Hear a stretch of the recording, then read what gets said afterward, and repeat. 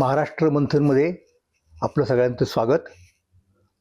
आपण या अगोदरच्या एपिसोडमध्ये फेबर नावाच्या माणसाचा उल्लेख केला होता, जो डचांचा व्यापारी आहे. इथे वेंगुर्ल्याला वगैरे कुठेतरी त्याची अशी वखार आहे. आणि तिथे तो काय करतोय, आपल्या गव्हर्नरला, कदाचित मायदेशी सुद्धा रिपोर्ट करतोय की काय घडलेलं आहे इथं भारतामध्ये. तर त्याच्याकडनं आपल्याला काही गोष्टी समजतात. हे आपण शेवटी पाहिलं मागच्या एपिसोडच्या.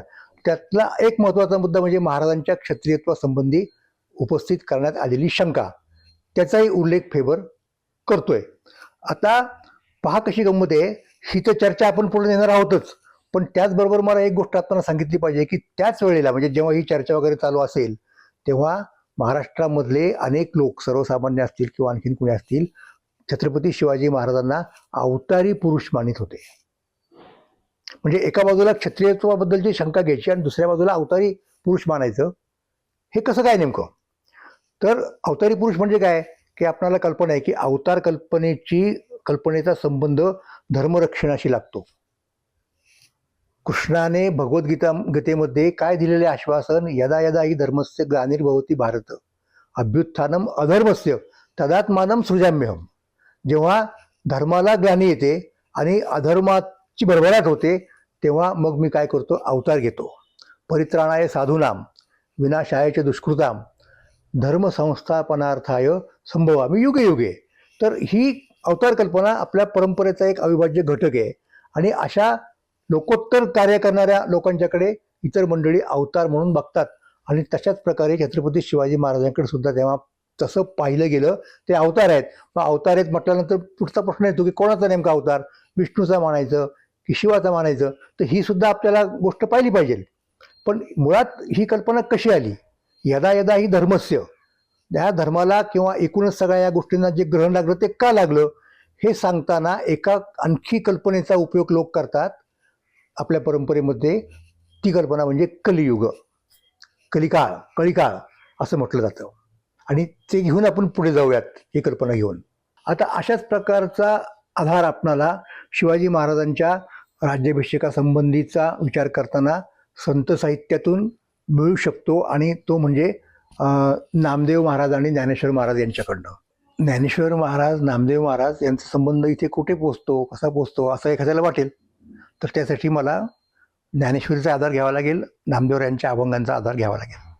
नामदेवरायांनी ज्ञानेश्वर महाराजांचं चरित्र लिहिलं 3 भागांमध्ये, किंवा 3 प्रकरणं आहेत त्याचे, असं म्हणू शकतो आपण: आदी, तीर्थावळी आणि समाधी. तर समाधी प्रकरणामध्ये ते काय म्हणतायत, ज्ञानेश्वरांच्या कार्याचं स्पष्टीकरण कसं करतायत, की काय त्यांचं मिशन होतं, कशासाठी ते इथे आले जन्म घेऊन, हे त्यांना सांगायचं आहे. आणि ते सांगताना त्यांनी एका विशिष्ट कल्पनेचा उपयोग केला आहे, आणि ती कल्पना म्हणजे कली, किंवा आपण दुसऱ्या भाषेत सांगायचं म्हणजे कळीकाळ. तर ती अत्यंत महत्त्वाची कल्पना होती. म्हणजे एक्सप्लेनेटरी कन्सेप्ट ज्याला म्हणतो आपण, काही गोष्टींचं, काही मुद्द्यांचं स्पष्टीकरण करण्यासाठी ती कल्पना. म्हणजे काही समजा चुकीचं घडत असलं किंवा वगैरे वगैरे, तर आपण म्हणायचो की हे कलियुग आहे. तर तिथे नामदेवराय काय करतात पहा, ते असं सांगतायत की ते संपूर्ण भारतवर्षाचा एक थोडक्यात 4 ओळीमध्ये एक राजकीय इतिहास सांगतात. काय सांगतात बघा, की कृष्ण अवतार झाला, पांडवी निजठाव ठाकीला, तेथून एको शक्कू झाला जन्मेजयापासून. जन्मेजयानं बहुतेक युधिष्ठिर शक ज्याला म्हणतो आपण, तो लागू केला असणार आहे.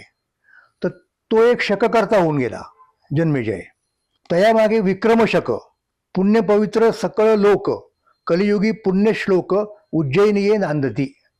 विक्रमादित्य राजा होऊन गेला. त्याच्या नावाने एक कालगणना आहे, आपण विक्रम संवत म्हणतो. तिकडे मध्य प्रदेशामध्ये उज्जैनीला आहे, ते माहिती आहे आपल्याला. पुढे काय सांगता येते, तेने 135 हरले कळीकाळ दोष. पुढे शालिवाहन शक होवयास अवतार जाण पैठणी. शालिवाहन नावाचा राजा होऊन गेला आणि त्यांनी शालिवाहन शक सुरू केला. तर असे हे 3 चांगले राजे अलीकडच्या काळामध्ये, म्हणजे साधारणपणे महाभारताच्या काळाच्या पासून असं तो सांगतो. म्हणजे युधिष्ठिर, नंतर विक्रम आणि शालिवाहन. आता हे तुम्हाला सांगायला पाहिजे की महाभारतामध्ये अशा पूर्वीच्या काळातल्या 16 राजांचा उल्लेख आहे. चांगल्या राजांचा उल्लेख आहे. तर हे या पद्धतीने एक प्रकारचा राजकीय इतिहास आहे. पण नामदेवराय तो कोणत्या कॉन्टेक्स्टमध्ये सांगतात की इथपर्यंत ठीक चाललं. पुढे काय होतंय ते म्हणतात की त्याच्यानंतर राजे यवन भ्रष्ट झाले, ठाई ठाई दोष घडले, मग ही अवतार घेतले कलिदोष हरावया. नामदेवरायांना हे सांगायचंय की त्याच्यानंतर परकीय राजे आले, त्यांनी त्यांच्या पद्धतीने राज्यकारभार करायला सुरुवात केली, जो आपल्या चौकटीमध्ये बसत नव्हता. आणि मग अशा प्रकारे कलियुगात जे दोष निर्माण झाले त्यांचा परिहार करण्यासाठी यांचा अवतार झाला. आता खरं तर असं आहे की कलियुग तेव्हाच सुरू झालं, म्हणजे महाभारत काळातच कलियुग सुरू झालं आहे म्हटलं तर. पण तरी देखील चांगले राजे असले तर राजा कालस्य कारणम या न्यायानं आपल्याला चांगली राजवट मिळते. जसं विक्रमादित्य, जसं शालिवाहन शक शालिवाहन, तशा प्रकारचा हा मुद्दा आहे. आता नामदेवरायांच्या या म्हणण्याप्रमाणे जर आपण विचार केला पुढचा, तर आपल्याला दिसेल की खुद्द ज्ञानेश्वरी ग्रंथामध्ये सुद्धा याचं वर्णन केलेलं आहे. ते आपल्याला सापडतं. कसं सापडतं की मुळात ज्ञानेश्वरी लिहायची गरज काय, ज्ञानेश्वर महाराजांनी का लिहिली, हा प्रश्न आहे. आणि तिथे ते स्पष्ट करताना स्वतः ज्ञानेश्वर महाराज कलियुग या कल्पनेचा आश्रय घेतात. म्हणून याच्यामध्ये एक संगती आहे. जे ज्ञानेश्वर महाराज सांगतात तेच वेगळ्या पद्धतीने नामदेवराय अधिक स्पष्ट करून सांगतात. त्याचं आपल्याला आता या ठिकाणी आधार आपण घ्यायला पाहिजे, हे मला आपल्याला या ठिकाणी सांगायचंय.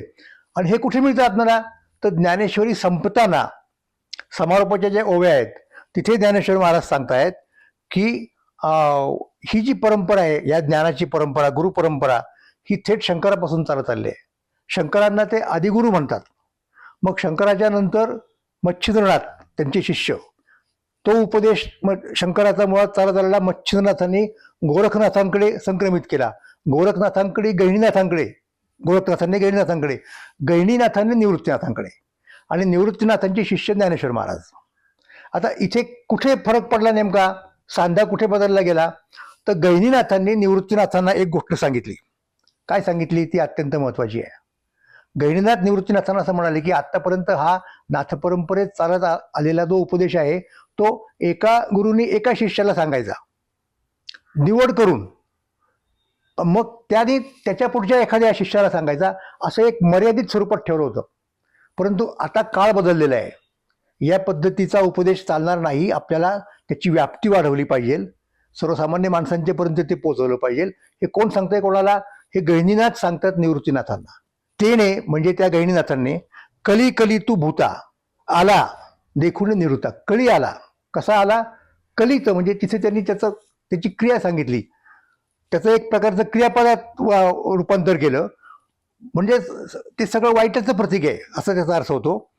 आला देखून निवृत्ता जे आज्ञा निवृत्तीनाथा दिजली ऐसी. निवृत्तीनाथांना सांगितलं, काय सांगितलं ना, आदिगुरु शंकरा, आद्य गुरु शंकर आहेत, लागोनी शिष्य परंपरा, तेव्हापासून जी आपली शिष्य परंपरा आहे, बोधाचा हा संसारा झाला जो आमुते.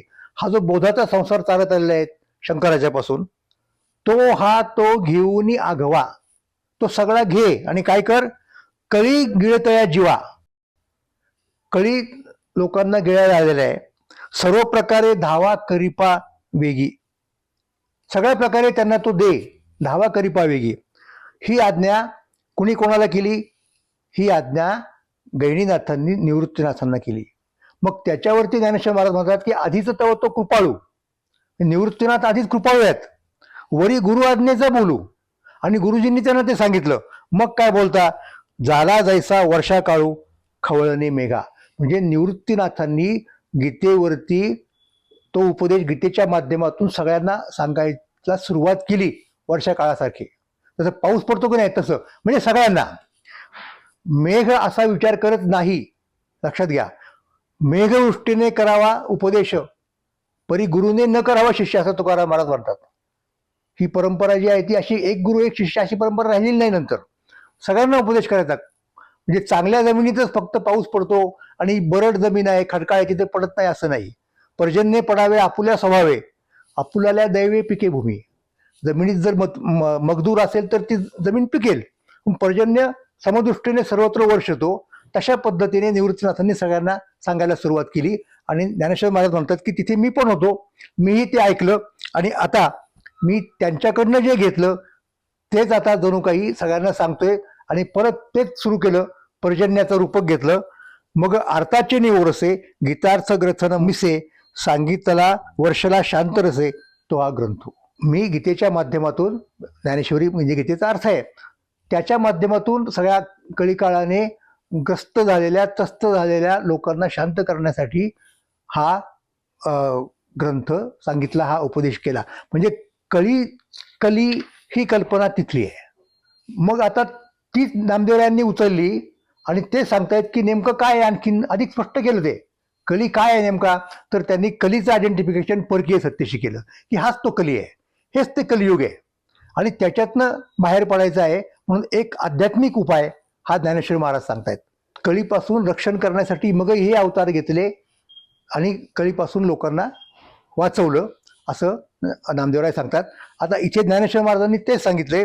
आणि आता छत्रपती शिवाजी महाराजांच्या राज्याभिषेकाचं स्पष्टीकरण करताना समकालीन लोक काय सांगतायत, आता इंग्रज लोकांना हे कळणं शक्य नाही, यातला आतला सिग्निफिकन्स काय आहे, नेमका या परंपरेमध्ये अभिप्रेत असलेला अर्थ काय आहे या राज्याभिषेकाचा. तर ते त्यावेळचे लोक, इथले लोक सांगतायत. आणि ते कोण साधे लोक नव्हेत, ते काका भट्ट सांगतायत, ते स्वतः छत्रपती संभाजीराजे सांगतायत, ते आणखीन राज्य व्यवहार कोश निर्माण करणारे धोंडीराज व्यास सांगतायत.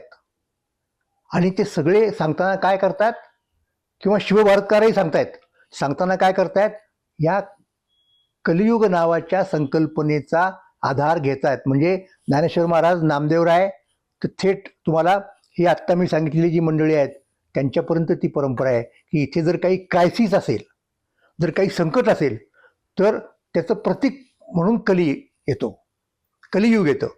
आणि मग त्याच्यावरती कशी मात करतायत शिवाजी महाराज, हे बाकीचे लोक सांगतायत. म्हणजे कोण, अत्यंत निकटचे आहेत. म्हणजे कदाचित फक्त मी ज्ञानेश्वर नामदेवांचा आधार घेतला असता तर लोकांना पटणार नाही ते, पण समकालीन लोक काय सांगतात पहा. म्हणजे त्याच्यातले सगळ्यात महत्त्वाचे म्हणजे अर्थात सगळ्यात जवळचे संभाजीराजे आहेत. छत्रपती संभाजी महाराजांनी बुधभूषणम हा जो ग्रंथ लिहिला त्याच्यामध्ये या कल्पनेचा आधार घेतलेला आहे. तर आपण तिकडे जाऊयात. काय म्हणतायत संभाजी महाराज. संभाजी महाराज म्हणतायत की शिवाजी महाराजांनी राज्याभिषेक करून घेतला कसा. श्रौतम धर्मम अवाप्य सद्भिः उदितम राजाभिषेके परम छत्रादिही नृपलक्षणैः अनुदिनम सिंहासने राजते. शिवाजी महाराजांचा राज्याभिषेक कसा झाला. श्रौतम धर्मम अवाप्य, हे महत्वाचं आहे. श्रौत धर्म म्हणजे श्रुती स्मृती पुराणोक्त, आपल्याला माहिती आहे. एक श्रौत धर्म आणि दुसरा स्मार्त धर्म. तर श्रुती म्हणजे वेद, वेदांच्या आज्ञेप्रमाणे किंवा वेदांना जे अभिप्रेत आहेत त्याप्रमाणे हा धर्म आपल्याला पाळायचा आहे असं समजून राज्याभिषेक सुद्धा त्याच प्रकारे केला गेला. पण महत्वाचा मुद्दा काय की तिथे काय केलं त्यांनी, छत्र इत्यादी, छत्र धरलं मस्तकावरती. या सगळ्या गोष्टी सिंहासनावरती बसताना झाल्या आणि शिवाजी महाराज तिथे शोभतात हे त्यांनी सांगितलं. पण ही गोष्ट खरी आहे. पुढे काय, पुढे असं म्हणतायत शंभूराजे की आता बा हा महत्वाचा मुद्दा आहे. कलिकाल भुजंगम अवलीढम निखिलम धर्मवेक्ष विक्लवम यहा जगतः पती अंशतः अवतापहा तीर्णहा अवतीर्ण, असा त्याचा अर्थ घ्यायचा. स शिवछत्रपती जयती अजेय. काय सांगतात संभाजी महाराज. संभाजी महाराज सांगतात की कलिकाल भुजंगम अवलीढम. ते बघा की कलिकाल रूप सर्पाने ग्रासलेल्या धर्माला पाहून जगतपतीने शिवरायांच्या रूपाने अंशावतार घेतला, असं या श्लोकामध्ये अपेक्षित अभिप्रेत आहे. जसं त्या नामदेवराय सांगतायत की तिथे ज्ञानेश्वर महाराजांनी अवतार घेतला, तसं इथे संभाजी महाराज सांगतायत की अंशावतार परमात्म्याने शिवाजी महाराजांच्या रूपाने घेतला. म्हणजे इथे मुद्दा काय येतो माहिती का, की शिवाजी महाराजांकडे पाहण्याची समकालीन लोकांची दृष्टी जी आहे ती अशी, ते अवतार आहेत असं समजूनची आहे. आता हा आपल्या परंपरेतला भाग आहे. अलीकडच्या लोकांना कदाचित ते ऑड वाटेल, पण त्याला कोणाचा इलाज नाही. हा जो मुद्दा आहे तो ऐतिहासिक मुद्दा आहे की समकालीन लोक शिवाजी महाराजांच्याकडे कसे पाहत होते. आता एखादा म्हणेल की छत्रपती संभाजी महाराज हे काय शिवाजी महाराजांचे पुत्रच होते, ते असंच पाहणार, असं नाही. इतरांनी सुद्धा त्याकडे याच दृष्टिकोनातून पाहिलं आहे. आणि उघड मुद्दा आहे ना की एवढं अचाट कृत्य करणारा जर कुणी असेल तर तो अवतारच असलं पाहिजे असं लोकांना वाटणार, याच्यात नवल नाही. धन्यवाद.